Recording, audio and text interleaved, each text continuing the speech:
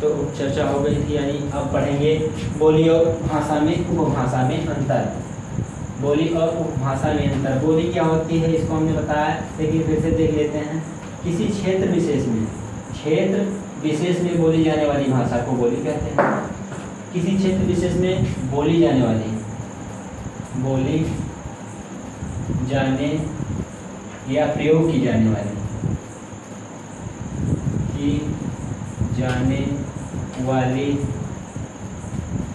भाषा को हम क्या कहते हैं? बोली। जबकि ये उपभाषा क्या कहते हैं? इसी बोली का स्तर उठकर जब साहित्य के क्षेत्र में, यानी यही जो बोली है, यही साहित्य के क्षेत्र में जब हम प्रयोग करने लगेंगे तो इसको उपभाषा कह देंगे, और क्षेत्र विशेष में बोलेंगे तो इसको हम कहेंगे बोली। अब चलते हैं, यानी क्या है? बोली का स्तर, यानी बोली का स्तर उठकर, यानी बोली का विकास होकर जब साहित्य के क्षेत्र में आ जाती है तो ये उपभाषा होती है। इसी को हम उपभाषा कह देते हैं, उपभाषा कहते हैं। भाषा यानी आप किसी कह सकते हैं कोई विचार किसी ने दिया, वह भाषा के द्वारा दिया, लेकिन उपभाषा क्या हुई? साहित्य में जिसका हम प्रयोग करेंगे वो उपभाषा होगी। और देखिए, शासन प्रशासन में मानक भाषा होगी, आदि भाषा है, राज्य में होगी राजभाषा, और राष्ट्र में होगी राष्ट्रभाषा। अंतर्राष्ट्रीय भाषा यानी विभिन्न देशों के बीच आपसी मैटर में जो प्रयुक्त भाषा होगी वो अंतर्राष्ट्रीय भाषा होगी। यानी भाषा टॉपिक आपको क्लियर हो गया। अब चलते हैं हम नेक्स्ट टॉपिक, इससे जुड़े कुछ और मैटर जान लेते हैं। हिंदी जो आपकी क्या है? भाषा है, हिंदी भाषा है।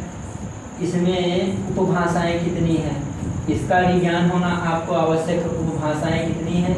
5 उपभाषाएं हैं। बोलियां कितनी हैं? 18 बोली, 18 बोलियां। हिंदी भाषा में कितनी बोलियां हैं? तो 18 मोस्ट इम्पॉर्टेंट है। और ये उपभाषा कितनी है? 5। ठीक है, ये मोस्ट इम्पॉर्टेंट है, स्टार कर लीजिए। अब चलते हैं आगे कि भाषा जो होती है, उसके बाद उपभाषा जो होती है, और बोली जो होती है, ये किस प्रकार से है और इसका प्रयोग कहाँ से होता है, कौन से उपभाषा के अंतर्गत कौन सी बोली आती है। तब चलते हैं अपने टॉपिक की ओर।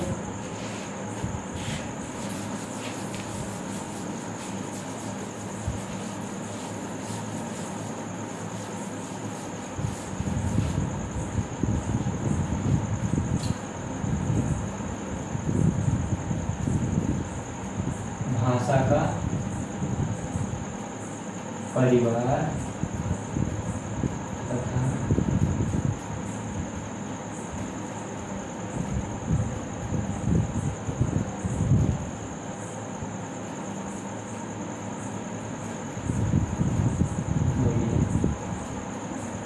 यानी भाषा का परिवार, पहले इस मैटर को हम जान लेते हैं, क्योंकि भाषा हमने पढ़ा, भाषा का परिवार पढ़ेंगे, फिर उपभाषा पढ़ेंगे, और उपभाषा के अंतर्गत आने वाली बोलियां जो हैं, किस उपभाषा के अंतर्गत कौन सी बोली आती है।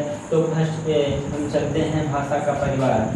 अब ये आपके देश का नाम भारत है, यानी भारत जो है इसमें बोले जाने के आधार पर, बोले जाने की प्रतिशतता के आधार पर, परसेंटेज के आधार पर, यानी इंडिया में परसेंटेज के बिहार पर जो भाषा अधिक बोली जाती है और जो कम बोली जाती है, उनको सब मिलाकर हम 4 परिवार में बांट सकते हैं। भारत में भाषा को 4 परिवारों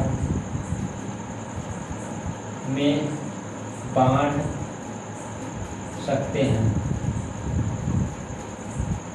ठीक है, अब देखिए कैसे। ये है पहला भारोपीय, पहला है भारोपीय परिवार। पहला है भारोपीय परिवार, इसको हम कहते हैं भाषा का सबसे बड़ा परिवार। भाषा का सबसे बड़ा परिवार, भाषा का सबसे बड़ा परिवार क्या है? भारोपीय परिवार। अब चलते हैं, नेक्स्ट क्या है? द्रविड़। द्रविड़ मतलब दक्षिण भारत के लोग के द्वारा यूज की जाने वाली भाषा।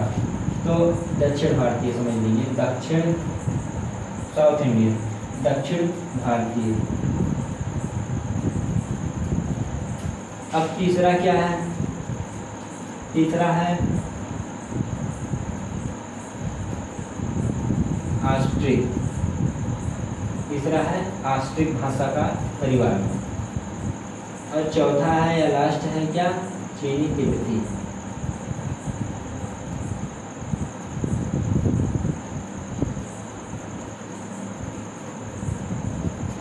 अब देखते हैं कि जो भाषा है हमारी, यानी हिंदी है, हमारी राजभाषा हिंदी है, और भारत में जो समस्त भाषाएं हैं इनको हम 4 परिवार में बांट सकते हैं।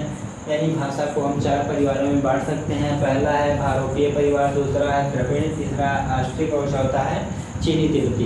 इसके अंतर्गत हम इसको क्लासीफाइड करते हैं। और ये पूछ सकता है आपसे कि भाषा का सबसे बड़ा परिवार कौन सा है, तो ये स्टार कर लीजिए, भारोपीय परिवार। ये भारोपीय परिवार, इसके बोलने वालों की संख्या क्या है? यानी जो बोलते हैं,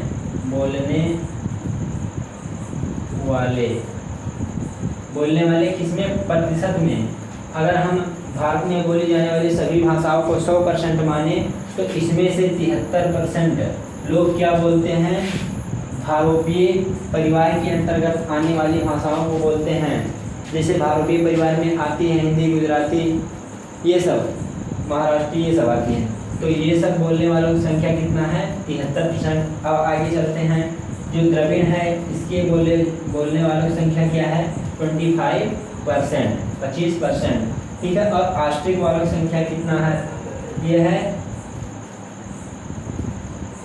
1.3%। और चीनी और तिब्बती परिवार में यूज होने वाली भाषाओं की, यानी इसके अंतर्गत आने वाली भाषाओं में जो भाषाएं आती हैं चीनी तिब्बती के अंतर्गत, इसको बोलने वाले के परसेंटेज की बिहार पे कितना है?